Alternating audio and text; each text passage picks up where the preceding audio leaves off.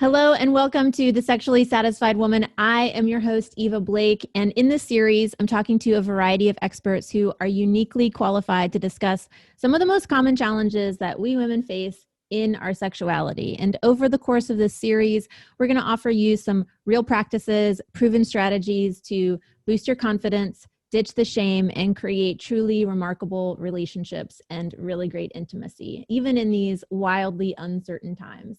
And it is it's my privilege, it's my excitement. I'm thrilled to be here today with Rachael Rose. She is a sex positive, open-minded, inclusive, pleasure-focused sex and relationship coach and educator, and she helps people embrace themselves and their sexualities to unlearn shame and move towards having the sex life and relationships that they want.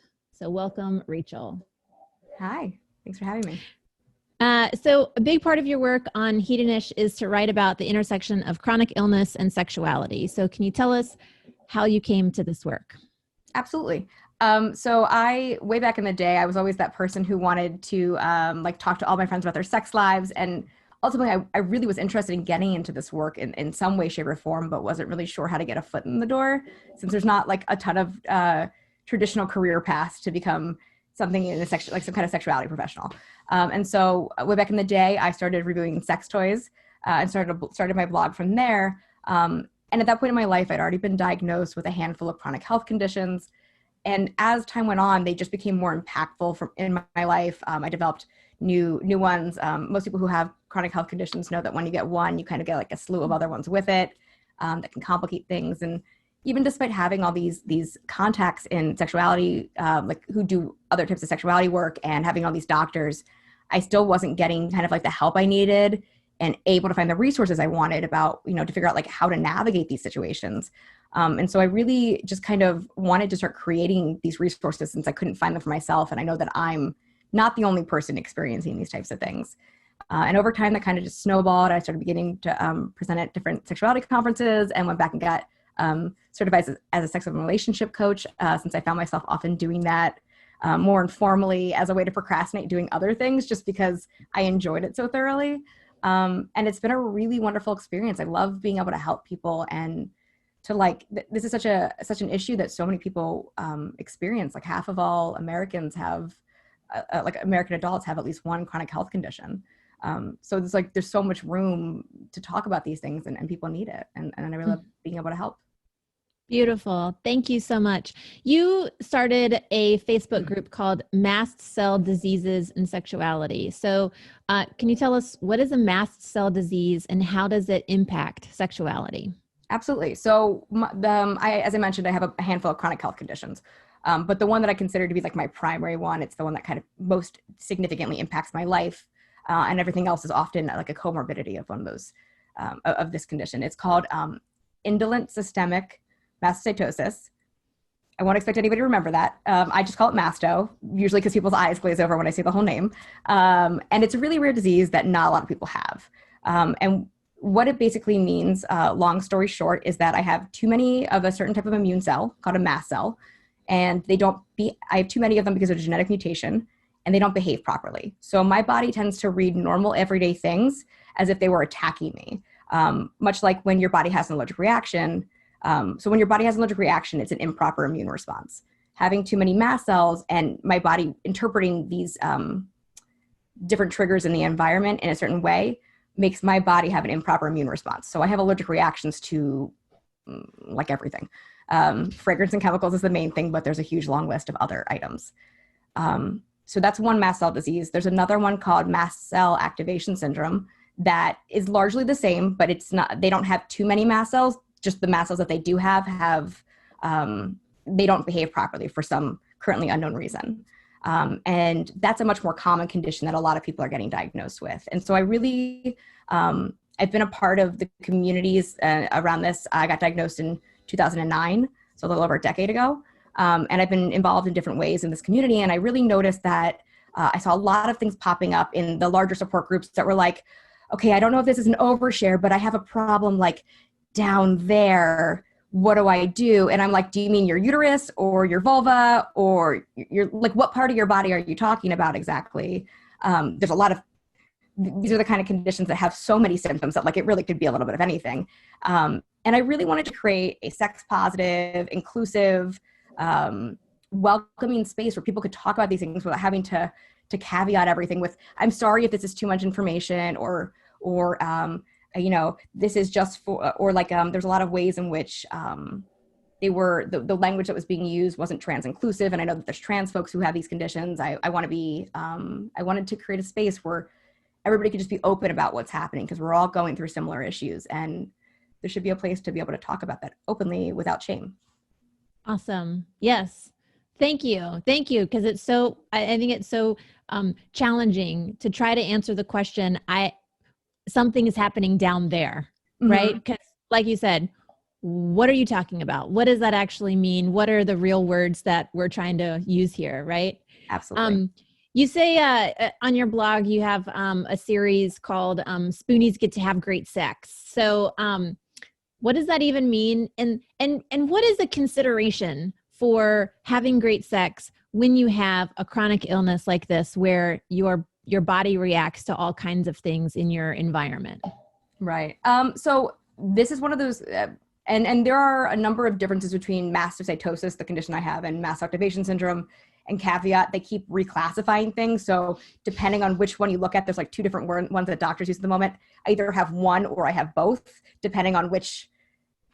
It's one of those diseases that's like now is when they're doing a lot of discovery around it. So there's like a lot of constantly changing, shifting things. So if at some point in the future someone listens to this and it's no longer accurate, that's why. But at the moment, I think the conditions that I have vary wildly from patient to patient, to the degree that sometimes people have opposite problems almost. And so it's really hard to say what, and I don't think anybody can really say for anybody else what great sex would be. I think that that's something we get to decide for ourselves. And like, I think there's a lot of people who kind of work to get to this idea of quote unquote, like having a normal sex life. And I don't even think that exists. I think that what we should be striving for is having what we feel is a great sex life for ourselves. And that's going to look really different for different people, whether or not you have a chronic illness, but especially I think when you do, because that can cause a lot more variables to exist. The reason I started creating that, so Spoonie is, there is this, and I apologize, I cannot remember the name of the person who created the idea. Someone posted a blog post years ago, and they called it spoon theory. And this idea was they were sitting in a restaurant with a friend, and a friend was like, well, what is it like to live with a chronic illness? And this person got up and ran around the restaurant and picked up all the spoons from all the tables and brought them back and sat there and was like, okay, so now imagine you wake up and you get out of bed and that takes you one spoon. And they put that on like off to the side. And they're like, okay, then you brush your teeth and that's another spoon. And then you take a shower and that's another spoon. And then you get dressed and like going through and just like kind of like the first like 15 things you do in a day. Right. And so next thing you know, they're at like lunchtime and they're like, well, and then the friend's like, well, you ran out of spoons. What do you do now? And the answer is nothing. You ran out of spoons. That's all the energy you had. And really it was a concept that's been used to illustrate the idea that people who are chronically ill often have very limited bandwidth. And that can vary from day to day, from person to person, moment to moment, you know, and often we don't, as chronically ill people, know what that bandwidth is going to be. We can kind of get better at predicting it over time and like being in tune with our bodies and how they're feeling. But sometimes it can be a surprise to us too. And so the idea, so anyway, the chronically ill communities often call themselves Spoonies because of this concept of spoon theory.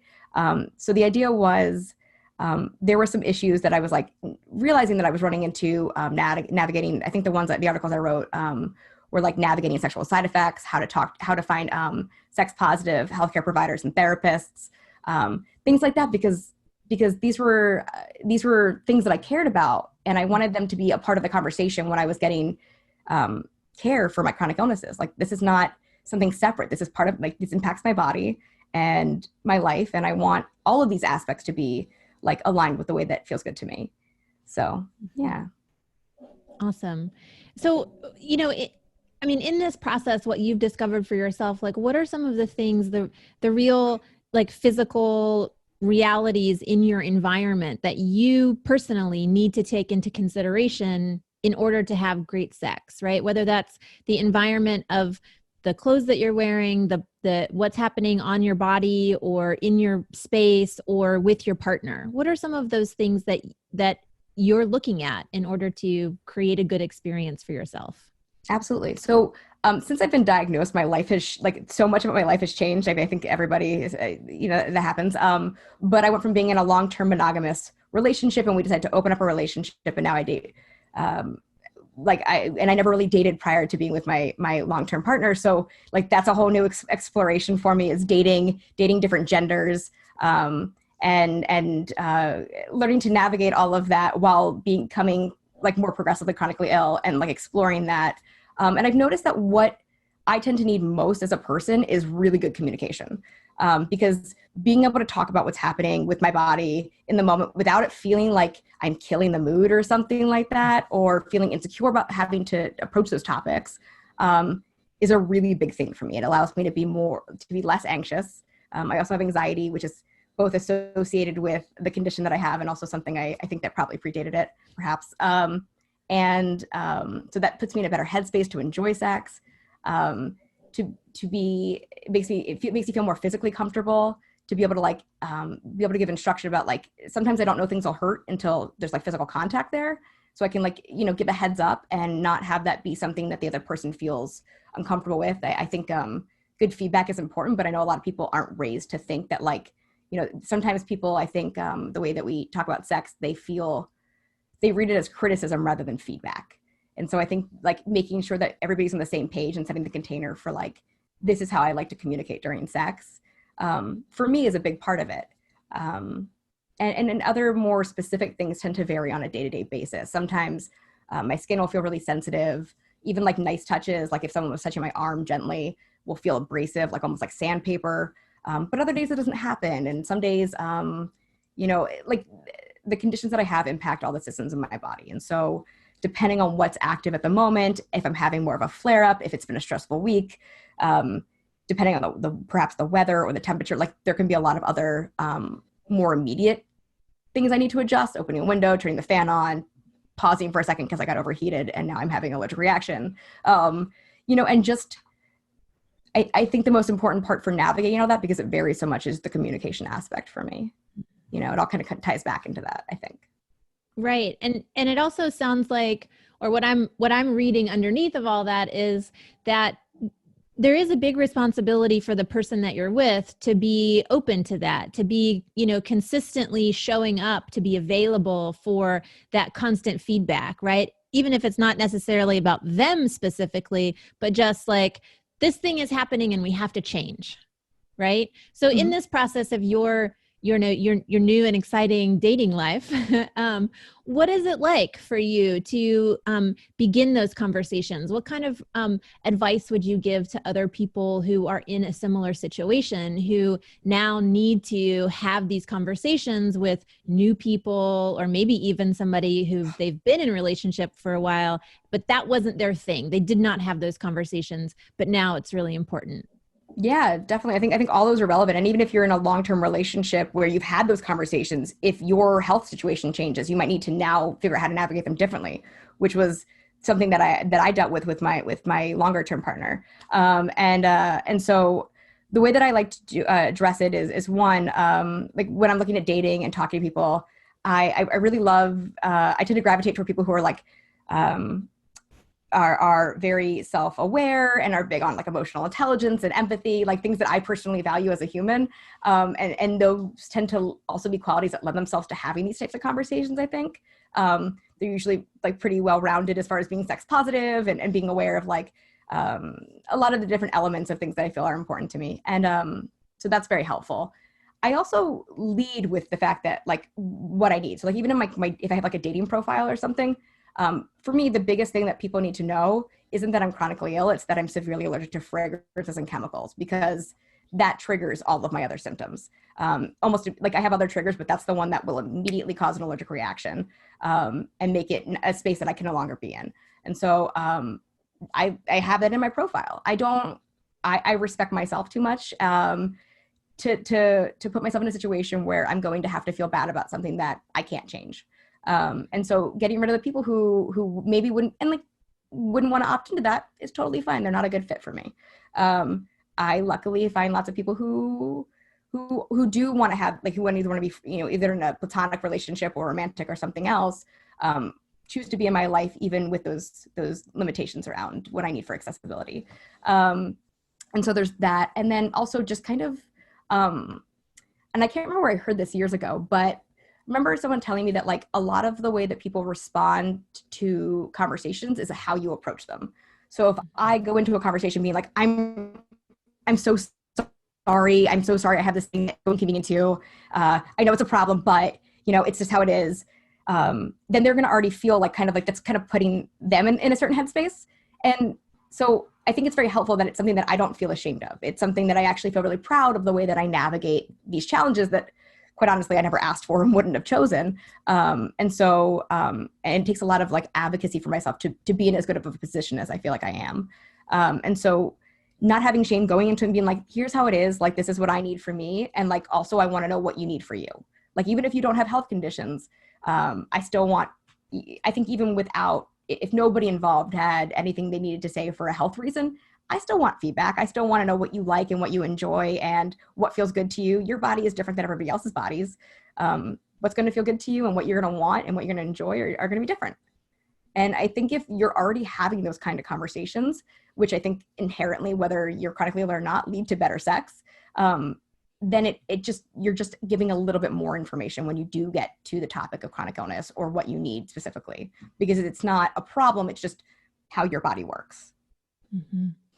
Right. So the attitude of disclosure, right? Being mm-hmm. open, disclosing, this is what I want, this is what you want, and really coming to the table of how can we know as much as possible in order to have the best experience possible?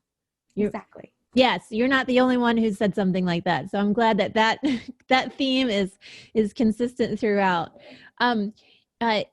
In terms of, beyond the conversations that empower and explain and stay hot, what are some of the things that for you take into consideration or are adjustments that you're making in your environment? Maybe these are things around toys or other kinds of pleasure aids, not just like the chemical environment around you or the heat. Are there other things that are specific to sex play that you're paying attention to?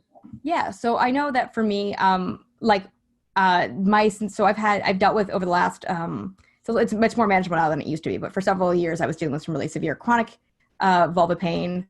There ended up being I have lichen sclerosis. It's never just one thing. I feel like it's like I get like a grab bag of fun symptoms to deal with and things. So long story short is that has led to, I think, some kind of like nerve issues, either from my mastocytosis or from one of the other similar, like related conditions that I have. And so certain days sensation feels much stronger than other days. Sometimes it doesn't. And so I find that using toys can be a really great way to navigate that. Also, it helps me navigate when things don't feel good. So, for example, so like if I'm not having a lot of sensation, maybe I would use a stronger vibrator, and that allows me to better enjoy, playing with somebody. On days where, so lichen sclerosis can cause, it's not eczema, but I try to simplify what it is as much as possible, which is basically like imagine having eczema kind of on a mucous membrane, which is kind of the easiest way to explain it. And that can cause sensitivity, and sometimes your skin can be more fragile and split a little bit, which is not fun to have touched if that's the case, if you get like micro fissures or something. And so a lot of times I think like mutual masturbation is a great alternative. That's something I recommend to a lot of people because it's hot as hell. And also you get to be the one touching yourself. So if things aren't feeling good, if you're not sure what's going to feel good and you don't want to have that stressful navigation, maybe it's more feedback than you'd normally have to be giving, or it just seems like more work than you'd feel like having that kind of conversation. You just want to be able to relax and enjoy yourself. Touching yourself is a great way to do it because then you can course correct when you find things that don't feel good or that do, rather than having to relay that feedback to another person. And also you get to have hot sex and watch somebody else touch themselves. It's fun anyway. I think it's highly underrated in general. So things like that can be great ways to help navigate it.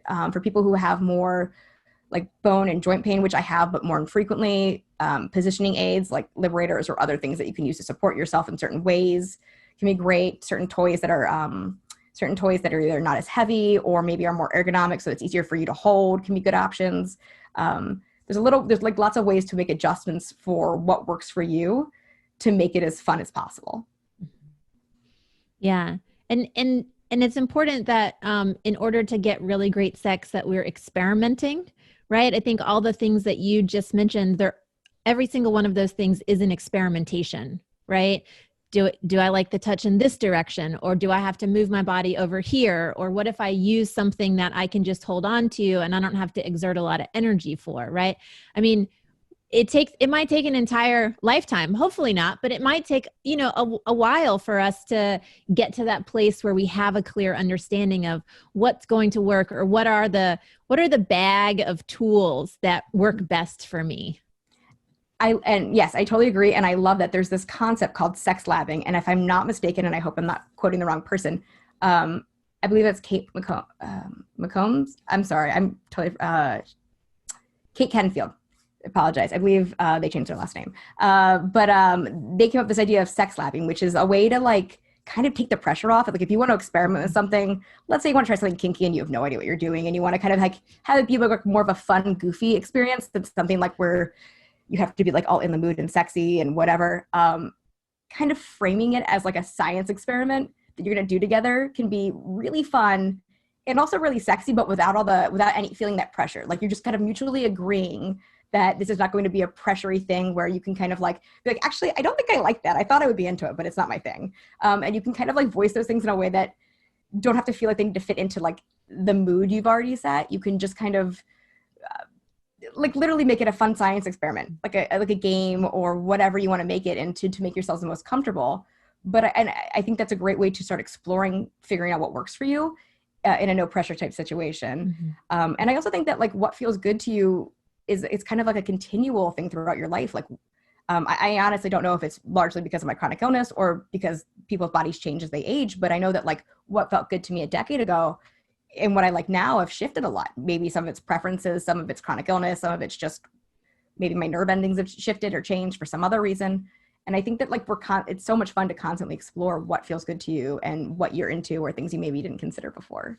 Mm-hmm. Absolutely. And the more that we do sex lab and we're asking the question, what happens if I do this? What happens if I do that? The more that we learn about ourselves, right? So our tastes can become more nuanced, right? The more wine I drink, the more that I can taste it, depending on, how many glasses, right? But just this idea that we are expanding our palate as we are trying new and different things.